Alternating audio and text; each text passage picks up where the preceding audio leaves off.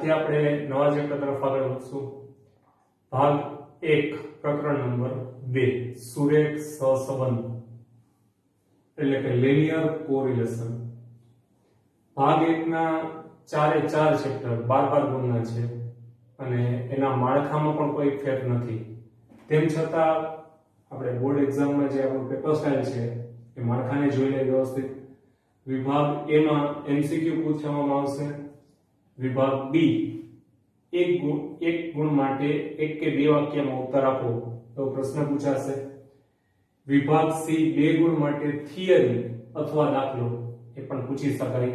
એવી જ રીતે વિભાગ D માં થિયરી અથવા દાખલો કોઈ પણ પૂછી શકાય.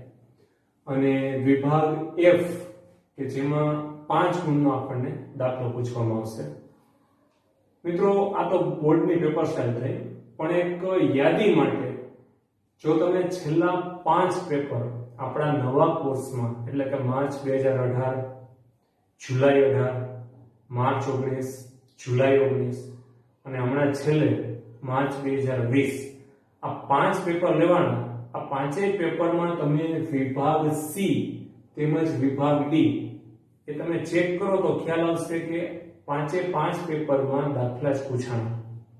એટલે મારું કહેવાનું એમ છે કે સામાન્ય રીતના થિયરીની સરખામણીમાં આ ચેપ્ટરમાં દાખલા પૂછાવાની શક્યતા વધુમાં વધુ છે. જો એવું બને તો 5 ને 3 8 ને 2 10 માર્ક્સના દાખલા પૂછાશે, 2 માર્કની થિયરી પૂછાશે. તો મિત્રો આ બોર્ડનું એક માળખું થયું આપણું પેપર સ્ટાઇલ. હવે મૂળ મુદ્દામાં આવીએ. એક નવો મુદ્દો આવશે આપણા માટે, સહસંબંધ એટલે કે કોરિલેશન. શું છે સહસંબંધ? What is correlation? એક એનો અર્થ મેં બોર્ડમાં લખ્યો છે, એક વ્યાખ્યા, એક એનો અર્થ ચેક કરો તમે.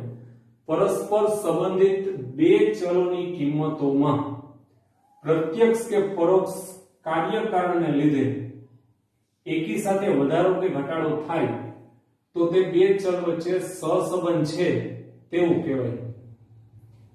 આખો અર્થ જે છે આપણે વ્યવસ્થિત સમજવો જ છે, પણ એમાં સમાવિષ્ટ પેલા શબ્દ લઈએ ચલ, જે 11th માં આવી ગયો છે. 11th માં આંકડાશાસ્ત્ર આપણે શરૂઆત કરીએ કે શરૂઆતમાં જ બેઝિક થિયરી આપે ચલ, વેરિયેબલ.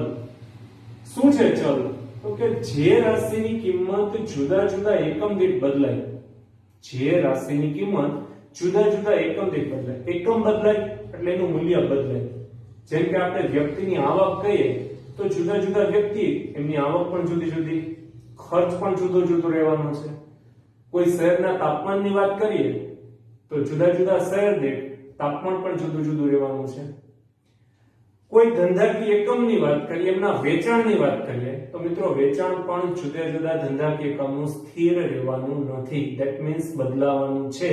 એટલે કે એકમ બદલાણા અને સામે રાશિ બદલાય છે તેને ચલ અથવા ચલ રાશિ કહેવાય.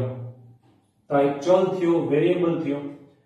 હવે મૂળ મુદ્દામાં જઈએ કે 11th માં જે આપણે ચેપ્ટર્સ ભણ્યા, મધ્યવર્તી સ્થિતિની વાત કરીએ કે જેમાં મધ્યક, મધ્યસ્થ, બહુલક કે વિશેષ કોઈ માપો જોયા.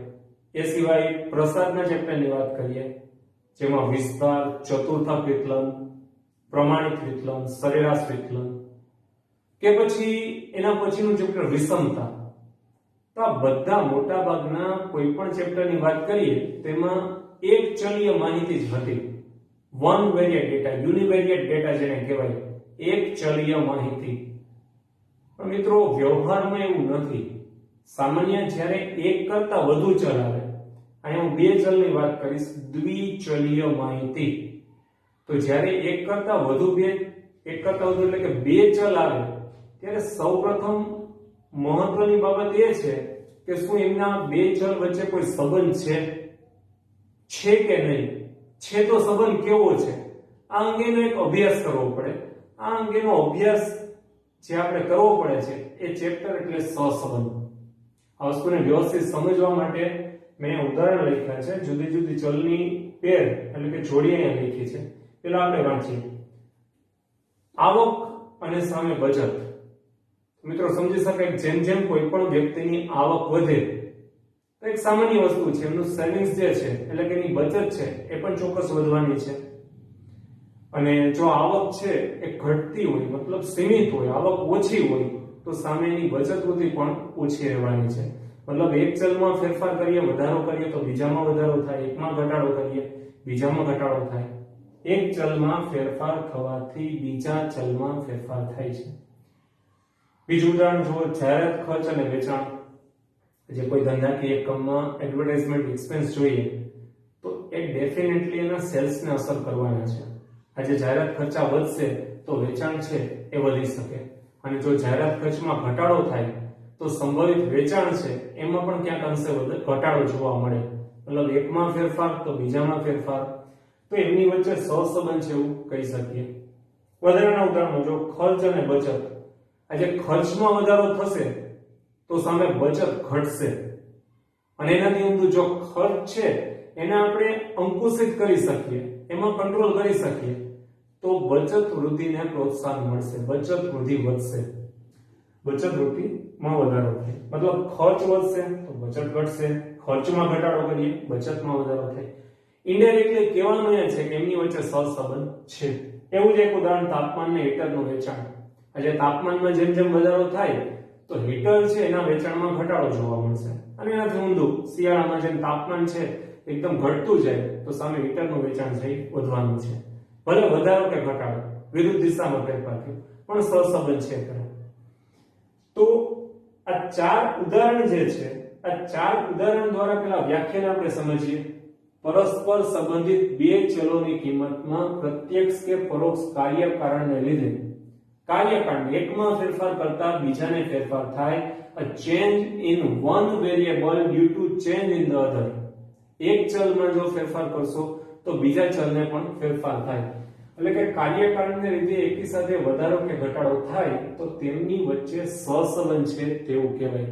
આ ચારેય ઉદાહરણમાં, ચારેય જોડી જે છે ઉદાહરણની, એમાં જોઈ શકાય કે એકમાં ફેરફાર કરો તો બીજામાં પણ ફેરફાર થતો, મતલબ એમની વચ્ચે સહસંબંધ છે એવું સ્પષ્ટ કહેવાય. અને છેલ્લા ઉદાહરણ છે એનાથી વિપરીત છે, વરસાદનું પ્રમાણ અને કારનું ઉત્પાદન. મિત્રો વિચારો, વરસાદનું પ્રમાણ અને કારના ઉત્પાદન સાથે કોઈ લેવા દેવા જ નથી. તો વરસાદ વધે તો કારનું ઉત્પાદન વધે નહીં. મતલબ તો કે આ બે ચલ વચ્ચે કોઈ પણ પ્રકારનો સહસંબંધ નથી, જેને કહેવાય સુરેખ સહસંબંધનો અભાવ, સહસંબંધનો અભાવ, lack of correlation, in other words no relation between two variables. મતલબ બે ચલ વચ્ચે કોઈ પણ પ્રકારનો સંબંધ નથી. આ ઉદાહરણ દ્વારા કે આ કોન્સેપ્ટ દ્વારા આપણે બાબત સમજવાની છે. સામાન્ય રીતના જ્યારે દ્વિચલીય માહિતી આવે તો દ્વિચલીય માહિતીમાં સૌપ્રથમ બે ચલ વચ્ચે સંબંધ છે કે નહીં એનો અભ્યાસ કરી અને ત્યાર પછી જ કોઈ મેથેમેટિકલ કેલ્ક્યુલેશન કરવાનું હોય તે તરફ આગળ વધી શકાય. બહુ સમજવાની વાત છે, ધ્યાનથી સમજો. માની લો કે એક ચલ તરીકે વરસાદના પ્રમાણના આંકડા લેવામાં આવે અને બીજા ચલ તરીકે કારનું ઉત્પાદન છે એના આંકડા લેવામાં આવે, અને કોઈ એક ફંડામેન્ટલ પ્રોસેસ, જો સ્ટેટિસ્ટિકલ એક પ્રોસેસ છે એમાં આપણે આગળ વધીએ, કોઈ દાખલો ગણીએ તો કદાચ એવું બને ખરા કે કોઈ એક એમ કહી શકીએ કોઈ એક આન્સર આવે કે આંકડાકીય માહિતી મળી જાય, કદાચ ક્રાઇટેરિયામાં પણ આન્સર આવે, તો શું આન્સરને આપણે વ્યાજબી ગણી શકીએ? નહીં. સ્પષ્ટ વાત છે કે ભલે જવાબ મળે પણ શું કામનું? કારણ કે બે ચલ વચ્ચે કોઈ સંબંધ રહેતો નથી. તો ટૂંકોને ટચ, સૌપ્રથમ જ્યારે દ્વિચલીય માહિતી આવશે ત્યારે એમની વચ્ચે સંબંધ છે કે નહીં એ નક્કી કરવું પડે. એ અંગેનો ખ્યાલ છે આપણને સુરેખ સહસંબંધમાં મળશે. તો મિત્રો આ એક બેઝિક કોન્સેપ્ટ છે આ ચેપ્ટરનો. એ સિવાય આમાં વધારાની જે થિયરી છે એ થિયરીમાં જો શરૂઆત કરીએ તો સહસંબંધના પ્રકાર. આ જે સહસંબંધ છે એ મુખ્યત્વે બે ભાગમાં વહેંચાય છે, positive correlation and negative correlation. ધન સહસંબંધ અને ઋણ સહસંબંધ. પેલા બે ઉદાહરણમાં ચેક કરો તમે. આજે આવક છે એ વધશે તો બચત પણ વધવાનું છે, આવક ઘટશે તો બચત ઘટશે. જાહેરાત ખર્ચ વધે તો વેચાણ પણ વધશે, જાહેરાત ખર્ચ ઘટે તો વેચાણ પણ ઘટે. ટૂંકમાં કહેવાનું છે કે સમાન દિશામાં ફેરફાર થાય તો એના વચ્ચે ધન સહસંબંધ છે એવું નક્કી થાય. જો બે ચલ છે, બે ચલમાં સમાન દિશામાં ફેરફાર થાય તેમની વચ્ચે ધન સહસંબંધ છે નક્કી થાય. એનાથી ઉલટું આ બે ઉદાહરણ ચેક કરો તમે. ખર્ચ અને બચત. ખર્ચમાં વધારો, બચતમાં ઘટાડો. ખર્ચમાં ઘટાડો, બચતમાં વધારો. તાપમાન છે તો તાપમાનમાં વધારો થશે તો હીટરનું વેચાણ છે એ ઘટશે. તાપમાન છે એમાં ઘટાડો થશે તો હીટરનું વેચાણ છે એ વધશે. મતલબ વિરુદ્ધ દિશામાં ફેરફાર થાય તો એમની વચ્ચે ઋણ સહસંબંધ છે એવું કહેવાય. તો આ મિત્રો બે ભાગમાં આપણે વેચ્યા સહસંબંધના પ્રકાર. હવે એનાથી આગળ વધીએ તો એક પ્રશ્ન લઈએ, સહસંબંધ મેળવવાની જુદી જુદી રીતો. જે આપણે દાખલા ગણવાના છે, આગળનો કોન્સેપ્ટ છે સમજવાનો છે, એના માટે સહસંબંધ મેળવવાની જુદી જુદી રીતો. આખું ચેપ્ટર છે 3 ભાગમાં વહેંચાયું છે. પહેલી રીત આવશે વિકર્ણ આકૃતિની રીત, means scatter diagram method. Scatter diagram method એટલે વિકર્ણ આકૃતિની રીત દ્વારા, મતલબ એની સામાન્ય વ્યાખ્યા છે ધન સુરેખ સહસંબંધ, ઋણ સુરેખ સહસંબંધ, અંશતઃ ધન, અંશતઃ ઋણ, સંપૂર્ણ ધન, સંપૂર્ણ ઋણ. આ બધી વ્યાખ્યાના આધારે તમે બે ચલ વચ્ચે સંબંધ કેવો છે, ધન છે કે ઋણ છે, એ તમે નક્કી કરી શકો. એ સિવાય વધારાની જે રીત છે કાર્લ પિયર્સનની ગુણન પ્રઘાતની રીત, the product moment method of Karl Pearson. તો એક પ્રેક્ટિકલી જેને મેથડ કહી શકીએ. આમાં આપણે કેલ્ક્યુલેશન કરવાનું રહેશે, બરાબર છે. તો કાર્લ પિયર્સનની ગુણન પ્રઘાતની રીત અને વધારામાં આવશે સ્પીયરમેનની ક્રમાંક સહસંબંધાંકની રીત, the rank correlation method of professor Charles Edward Spearman. એટલે કે સ્પીયરમેનની ક્રમાંક સહસંબંધાંકની રીત. તો આપણે આખા ચેપ્ટરમાં 3 રીતને વ્યવસ્થિત સમજવાની છે. હવે પછીના રીતમાં આપણે કાર્લ પિયર્સનની ગુણન પ્રઘાતની રીત, ત્યાંથી આપણે આગળ વધશું, વ્યવસ્થિત એના સૂત્ર સમજશું, ત્યારબાદ એના પ્રેક્ટિકલ સમ્સ છે એ સોલ્વ કરશું. ચાલો મિત્રો, હવે આપણે શરૂઆત કરીએ ગુણન પ્રઘાતની રીત, કાર્લ પિયર્સનની ગુણન પ્રઘાતની રીત. આ રીતમાં આપણે જે કેલ્ક્યુલેશન કરવાનું છે એના માટેના ફોર્મ્યુલાસ, મતલબ એના સૂત્રો જે છે એ પહેલા સમજીએ. આ સહસંબંધ દર્શાવતું માપ એટલે સહસંબંધાંક. તો સહસંબંધાંક r માટે પ્રથમ સૂત્ર sigma x - x bar y - y bar upon in root વર્ગમૂળમાં sigma x - x bar square in root sigma y - y bar square. વિચલનોની રીત કહેવાય, મધ્યકમાંથી લીધેલા વિચલનો.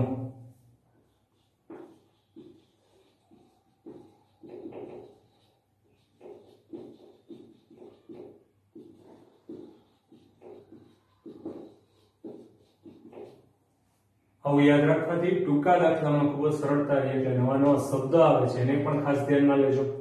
Sigma x - x bar y - y bar upon છેદમાં in root વર્ગમૂળમાં sigma x - x bar square, બીજા વર્ગમૂળમાં y ની વિગત આવશે એટલે કે sigma y - y bar square. આ રીત છે એનો ઉપયોગ ક્યારે કરી શકાય એના માટે સ્પષ્ટ નિયમ છે. મેં જે અહીંયા લખ્યું છે, જ્યારે x બાર અને y બાર નું મૂલ્ય પૂર્ણાંક કિંમતમાં મળે, મતલબ જ્યારે રકમમાં x અને y ના જે કોલમ આપે, જે અવલોકન આપે, તો સૌપ્રથમ એની મીન વેલ્યુ ફાઇન્ડ કરી લેવાની x બાર અને y બાર. અને જો બંને કિંમતો x બાર અને y બાર બંને કિંમત જો પૂર્ણાંકમાં મળે તો ચોક્કસ આ રીતનો ઉપયોગ કરી શકાય. પણ બે માંથી એક અથવા તો બંને જો પોઈન્ટમાં આવશે, ડેસિમલ વેલ્યુ હોય, તો આ રીતે ઉપયોગ કરવો નહીં. Okay friend, second r is equal to n into sigma xy minus sigma x into sigma y. ફરી એક વખત n ગુણાકારમાં sigma xy ઓછા sigma x ગુણાકારમાં sigma y. વચાશે આ રીતે n into sigma xy minus sigma x into sigma y upon પહેલા વર્ગમૂળમાં માત્ર x ની વિગત, બીજા વર્ગમૂળમાં માત્ર y ની વિગત. એટલે પહેલા વર્ગમૂળમાં n into sigma x square minus sigma x whole square, n ગુણાકારમાં સિગ્મા x વર્ગ ઓછા સિગ્મા x આખા કૌંસનો વર્ગ. એ જ સેમ ટુ સેમ તમારે દર્શાવવાનું જે છે y ની વિગત આવશે, બીજા વર્ગમૂળમાં n into sigma y square minus sigma y whole square, એટલે કે n ગુણાકારમાં સિગ્મા y વર્ગ ઓછા સિગ્મા y આખા કૌંસનો વર્ગ. તો આ જે બીજા નંબરનું સૂત્ર છે એ ક્યારે ઉપયોગમાં લેવું તો એની સ્પષ્ટતા પણ કરેલ છે જ્યારે x અને y ના અવલોકનોની કિંમત પ્રમાણમાં ઓછી હોય x અને y નું જે અવલોકન આપશે તો એમની કિંમત પ્રમાણમાં ઓછી મીન્સ એવી કિંમતો કે જેનું કેલ્ક્યુલેશન છે કેલ્ક્યુલેટરની મદદ વગર એટલે કે આપણે એના વર્ગ કરવા છે એનું મલ્ટીપ્લિકેશન એમના ગુણાકાર જે કરવાના છે એમાં કેલ્ક્યુલેટરની જરૂર ન પડે મારા કહેવા પ્રમાણે લગભગ 1 થી 25 સુધીના અંકો એવા છે કે જેના વર્ગ છે વિદ્યાર્થીને આવડતા હોય એમનો ગુણાકાર પણ છે વગર કેલ્સીએ પોતે કરી શકતા હોય તો એવા આંકડા આપે ત્યારે તમે આ સૂત્રનો ઉપયોગ કરી શકો જરૂરી નથી એવું નથી કે ભાઈ ચલો 1 થી 25 ની બહારના માની લો કે 60 છે 70 છે એવા અંકો આપે અને આ સૂત્ર ન ચાલે ડેફિનેટલી ચાલે પણ એ વધુ પડતો સમય લઈ લેશે અને કદાચ એવું બને કે એમાં ભૂલ પણ વધુ પડશે તો બને ત્યાં સુધી આંકડા જે છે 1 થી 25 સુધીના અથવા તો 1 થી 20 સુધીના હોય એટલે કે પ્રમાણમાં અંકોની કિંમત નાની હોય ત્યારે આ સૂત્રનો ઉપયોગ કરવો અને ત્યારબાદ આવશે ટૂંકી રીતનું સૂત્ર મતલબ મધ્યકમાંથી લીધેલા વિચલન ખરા પણ મધ્યકમાંથી લીધેલા ધારેલા મધ્યકમાંથી લીધેલા વિચલનની રીત આ બે સૂત્ર જુઓ તો ખાસ ફેરફાર નથી માત્ર x ની જગ્યાએ u અને y ની જગ્યાએ v ઉપરના સૂત્રમાં જ્યાં x અને y છે ત્યાં માત્ર u ને v તમે દર્શાવી દો એટલે નવી રીતનું સૂત્ર બને r n sigma uv sigma u sigma v upon in root n sigma u square sigma u all square in root n sigma v square sigma v all square એટલે કે n ગુણાકારમાં સિગ્મા uv ઓછા sigma u ગુણ્યા sigma v છેદમાં પેલા વર્ગમૂળમાં n ગુણાકારમાં sigma u વર્ગ ઓછા સિગ્મા u આખા કૌંસનો વર્ગ જ્યારે બીજા વર્ગમૂળમાં n ગુણાકારમાં સિગ્મા v વર્ગ ઓછા સિગ્મા v આખા કૌંસનો વર્ગ મિત્રો આ સૂત્ર છે એમાં આ રીતમાં મેં ચોખવટ નથી કે એનું કારણ છે કે કોઈ પણ પ્રકારની રકમ હોય x બાર y બાર પૂર્ણાંકમાં મળે તો પણ ચાલે ન હોય તોય ચાલે અંકો છે એ પ્રમાણમાં ઓછી કિંમત વાળા હોય અથવા વધુ કિંમત વાળા મતલબ કોઈ પણ પ્રકારની રકમ હોય આ સૂત્ર છે ઓલ ટાઈમ વોટ ફેવરિટ છે બધે ચાલે તો આથી આ સામાન્ય રીતના વિભાગ F માં જે આપણે દાખલા પૂછાય છે કાલ પિયર્સનની રીતના એના સૂત્ર ખાસ આગ્રહ રાખીશ કે તમે સૂત્રને વ્યવસ્થિત સમજો સૂત્રને યાદ રાખવા માટે થોડીક મહેનત વધારશો તમે કારણ કે 5 માર્કના દાખલામાં એક વખત સૂત્ર તમને સમજાઈ જશે તો કેલ્ક્યુલેશન પ્રમાણમાં ખૂબ જ સહેલું છે હવે પછીના મુદ્દામાં આપણે 3 સૂત્રમાં વ્યવસ્થિત વારાફરતી એક પછી એક સૂત્રનો અભ્યાસ કરશું તો હવે પ્રેક્ટિસ તરફ આપણે આગળ વધીએ જેમાં એક્સ્ટ્રા પ્રેક્ટિસથી આપણે શરૂઆત કરીએ કાલ પિયર્સનની રીતે સહસંબંધાંક શોધો આપણને રકમ આપી છે તો સૌપ્રથમ પહેલું કામ તમે x અને y ના અવલોકન ચેક કરો જે આપણે સૂત્ર લખ્યા ત્યારે સમજાતા કે x અને y ના અવલોકન જો પ્રમાણમાં ઓછી કિંમત વાળા હોય મતલબ 1 થી 20 1 થી 25 સુધીના હોય તો એના માટે એક ચોક્કસ સૂત્ર છે એના માટેના ચોક્કસ કોલમ છે તો અહીંયા આપણે જોઈએ તો x અને y ના અવલોકન ચેક કરો તો 1 થી 10 સુધીના જ છે એટલે એનો અર્થ એમ કે તો આપણે આના પરથી 3 એક્સ્ટ્રા કોલમ બનાવવા પડશે x ઉપરથી x સ્ક્વેર y ઉપરથી y સ્ક્વેર અને x અને y નો ગુણાકાર એટલે કે પ્રોડક્ટ કોલમ x y તો વધારાના 3 કોલમ આપણે બનાવવાના થાય જેમાં x ઉપરથી x સ્ક્વેર y ઉપરથી y સ્ક્વેર અને x અને y બંનેના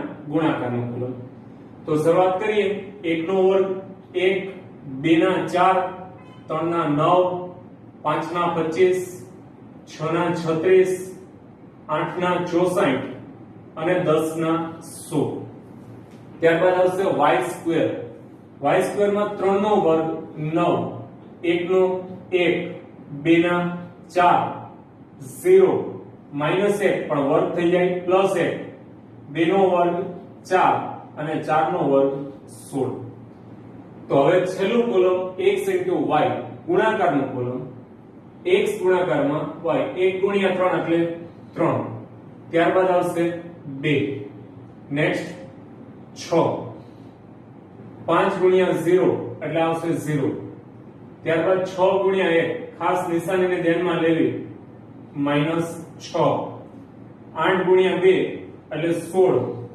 અને છેલ્લે આવશે 10 ગુણ્યા 4 એટલે 40.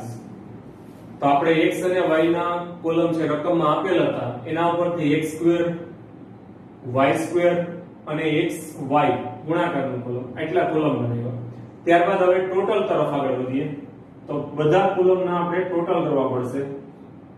જેમાં પેલું કોલમ એટલે સિગ્મા x, ત્યારબાદ આવશે sigma y, next column sigma x square, ત્યારબાદ સિગ્મા y સ્ક્વેર અને સૌથી છેલ્લે પ્રોડક્ટ કોલમ એટલે સિગ્મા xy. ચલો મિત્રો તમે વ્યવસ્થિત કેલ્ક્યુલેટરની મદદથી ટોટલ કરશો. પહેલા કોલમ નો ટોટલ આવશે 35, ત્યારબાદ સેકન્ડ કોલમ છે એનો ટોટલ આવશે 11, ત્યારબાદ સિગ્મા x વર્ગ આવશે 239, 239, ત્યારબાદ y સ્ક્વેર તેનો ટોટલ આવશે 35 અને સૌથી છેલ્લે સિગ્મા xy આવશે 61. તો વ્યવસ્થિત કેલ્ક્યુલેટરની મદદથી ટોટલ કરી નાખો એટલે કુલ ટોટલ તૈયાર. ત્યારબાદ હવે આવશે સૂત્ર. મેં અગાઉના ટોપિકમાં ખાસ તમને સલાહ આપી હતી કે વ્યવસ્થિત રીતના ચેપ્ટરના સૂત્ર તૈયાર કરો તો લગભગ દાખલાનું કામ છે ખૂબ જ સરળ થઈ જાય. તો આ જે કોલમ છે એની મદદથી સૂત્ર તરફ આગળ વધીએ. જેમાં r is equal to n into sigma xy minus sigma x into sigma y upon in root n sigma x square minus sigma x whole square in root n sigma y square minus sigma y whole square. ફરી એક વખત વ્યવસ્થિત રીતના સૂત્ર તૈયાર કરજો. r is equal to n into sigma xy minus sigma x into sigma y upon in root n sigma x square minus sigma x whole square in second under root n sigma y square minus sigma y whole square. હવે વ્યવસ્થિત આપણે જે column છે એ તરફ આગળ વધીએ તો કુલ સૌથી પહેલા આવશે n એટલે કુલ અવલોકનોની સંખ્યા જે છે 7. તો આપણે n બરાબર 7 લખીએ. ત્યારબાદ સિગ્મા xy એટલે છેલ્લું કોલમ જે છે 61 minus sigma x into sigma y એટલે કે પહેલા બે કોલમ સિગ્મા x ગુણ્યા સિગ્મા y 35 ગુણ્યા 11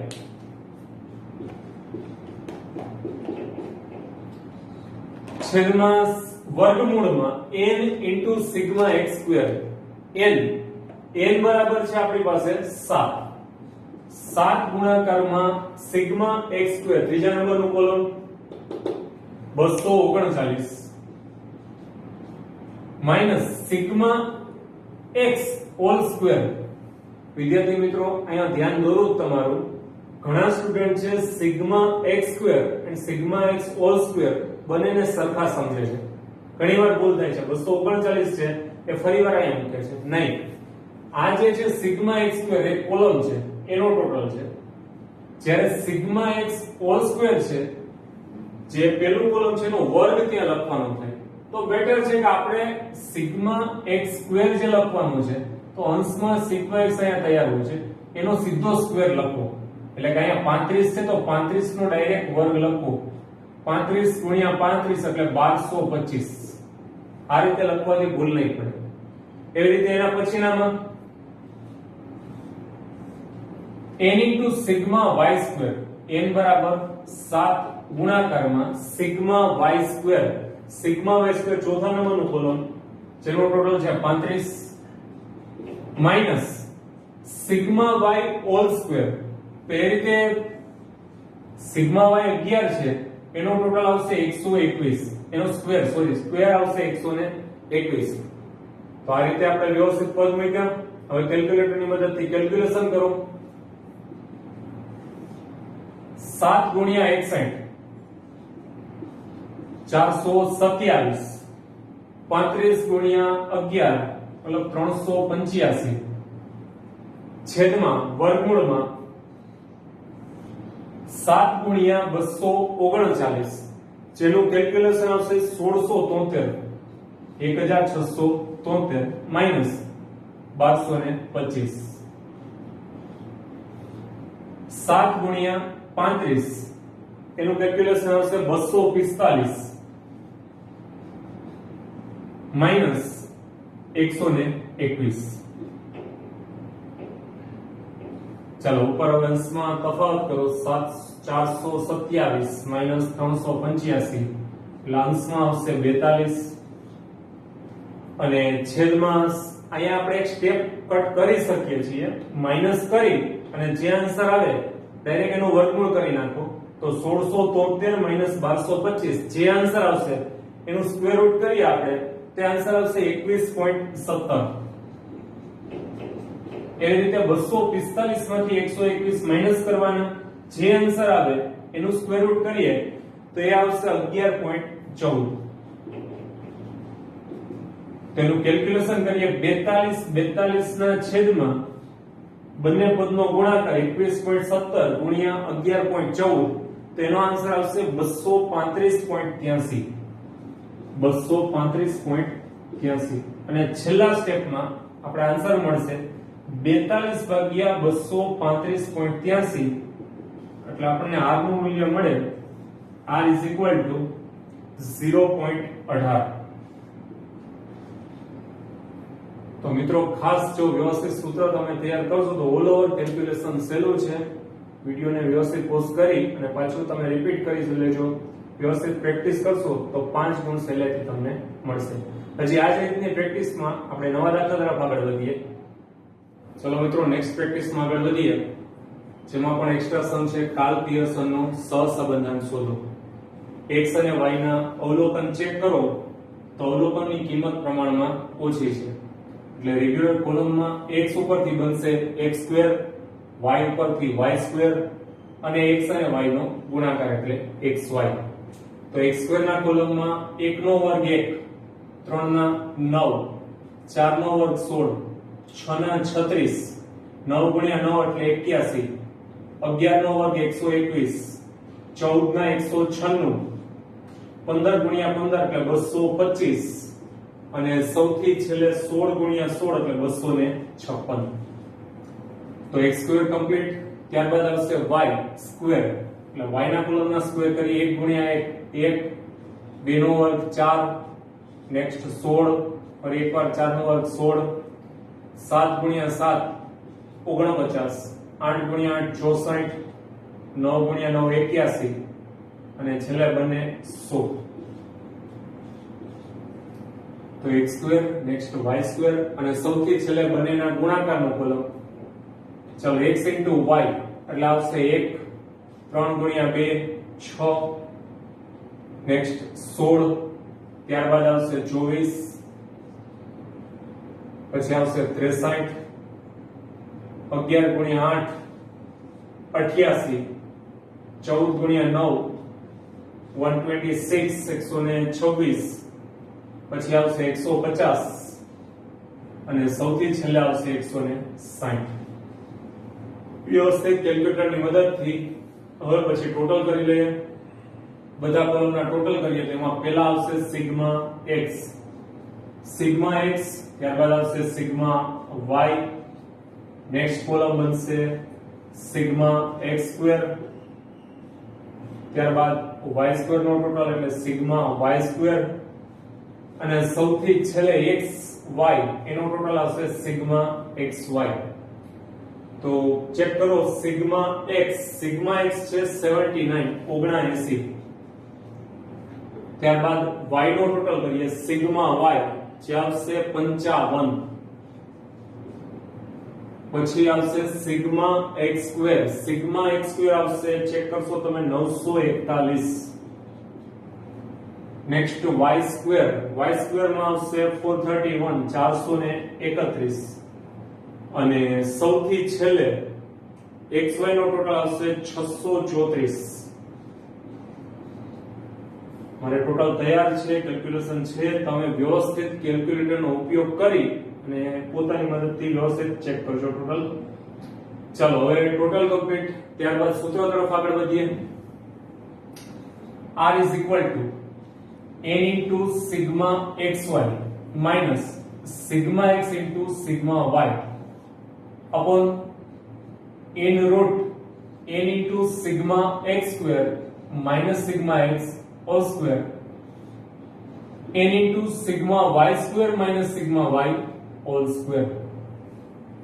तो व्यवस्थित दरेक विगत दर्शाવો ત્યાં n बराबर कुल अवलोकनों संख्या तो कुल अवलोकन 9 गुणाकार में सिग्मा xy એટલે છેલ્લું કોલમ ટોટલ છે 634 ત્યારબાદ sigma x into sigma y मतलब પેલા બે કોલમ સિગ્મા x ગુણ્યા સિગ્મા y 79 ગુણ્યા 55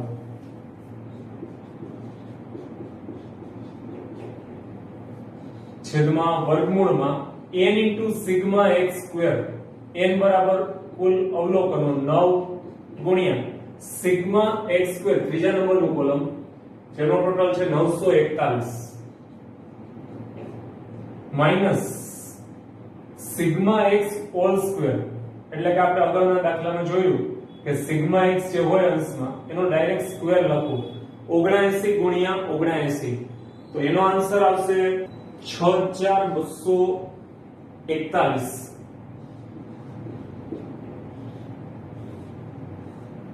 એ રીતે n into sigma y square n બરાબર 9 ગુણાકારમાં સિગ્મા y square ચોથું કોલમ 431 અને 55 ગુણ્યા 55 એટલે 3025.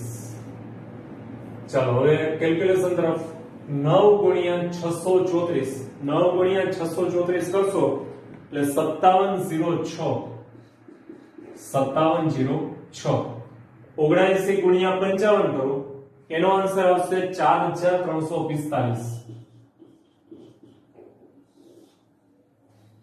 છેદમાં શક્ય હોય તો બંને પદનો ગુણાકાર કરી અને તેમાંથી આ પદ માઈનસ કરી નાખો તો પેલા ગુણાકાર તરફ જઈએ 8469 માઈનસ 6241 એ વર્ગમૂળમાં લઈ લેવા બીજા વર્ગમૂળમાં આવશે 9 ગુણ્યા 431 જેનું કેલ્ક્યુલેશન આવશે 3879 ઓછા 3025 તો ઉપર તફાવત ચેક કરીએ 5706 ઓછા 4325 જે આવશે 1361